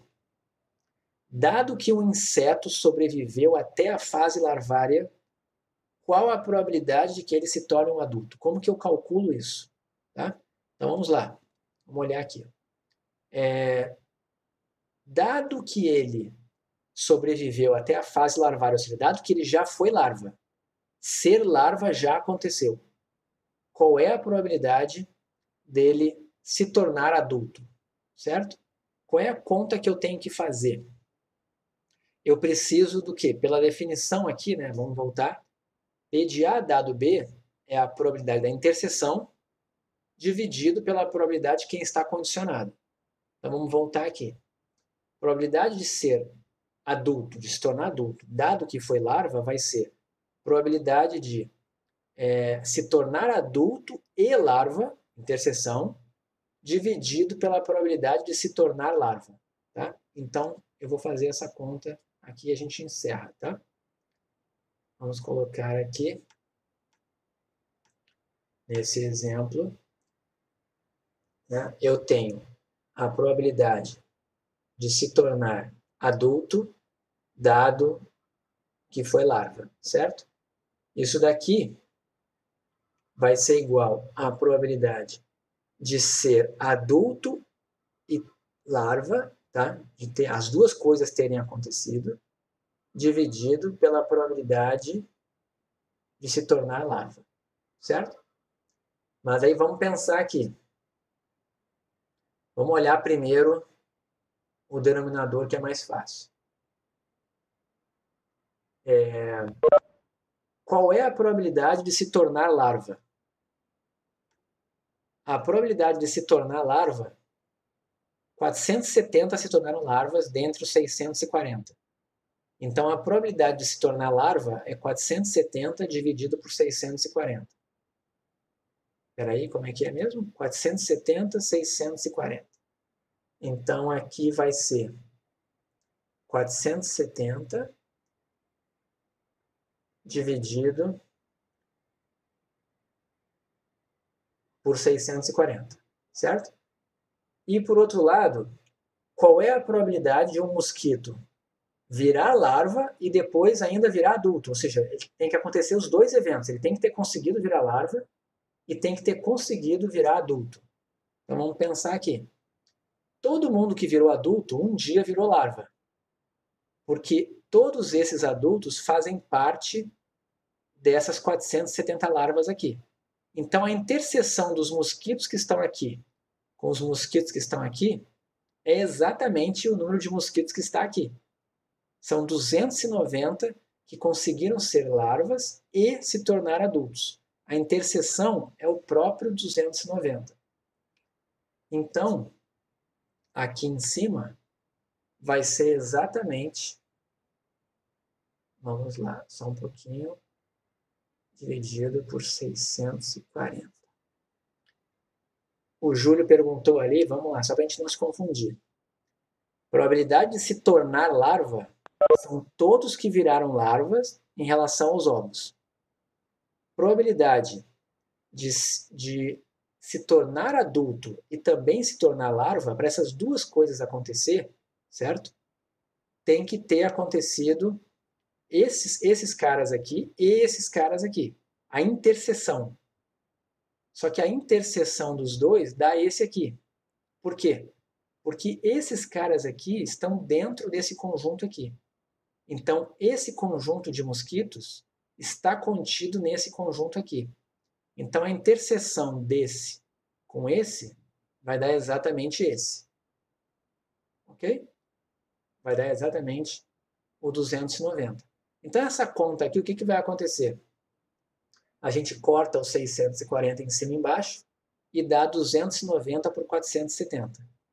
Então, agora sim, vou mostrar o gabarito aqui, né? Só para a gente pensar. Qual é a probabilidade de que um ovo chegue à fase adulta? 0,45. Certo? Ou seja, é mais provável o mosquito não se tornar adulto do que se tornar adulto. Mas se ele conseguiu sobreviver à fase larvária, ou seja, dado que ele conseguiu ser uma larva, a probabilidade dele se tornar adulto já aumenta para 0,61. Certo? Então, probabilidade condicional é isso.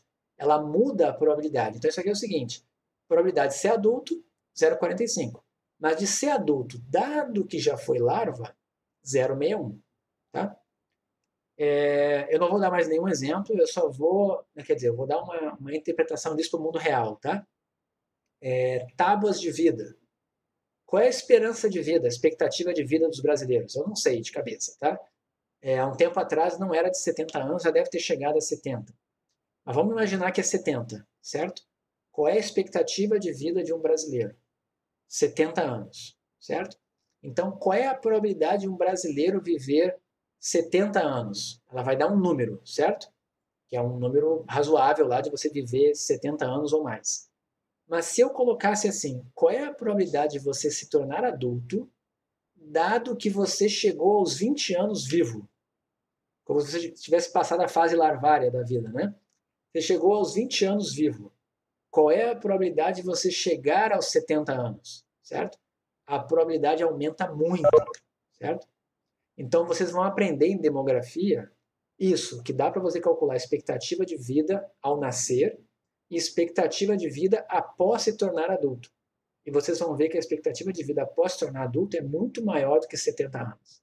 Certo? Acho que deve ser pelo menos 80 alguma coisa, dado que você já é adulto. Tá? Então, esse foi um exemplo. Na próxima aula, que é amanhã, a gente vai ver independência e teorema de Bayes. Tá? Mas, como a gente ainda tem 4 minutinhos, eu vou parar de compartilhar aqui a minha tela. Tá? E vou perguntar para vocês como estamos. Se vocês querem perguntar alguma coisa, se está tudo bem, se foi muito ruim, se foi bom, se esse tipo de aula que eu estou fazendo aqui vai ser bom para vocês, se você acha que está suficiente, hora de feedback. Tá? Eu vi que o Júlio escreveu aqui que gostou, mas vocês podem criticar também, tá? Alguém compartilhou tela ou é impressão minha? Ou fui eu que fiz isso? Fui eu que fiz isso. Foi mal. Tá, tem como por viva voz? Ah, pode sim, pode falar também. Pode falar. Foi o Guilherme, né? Pode falar.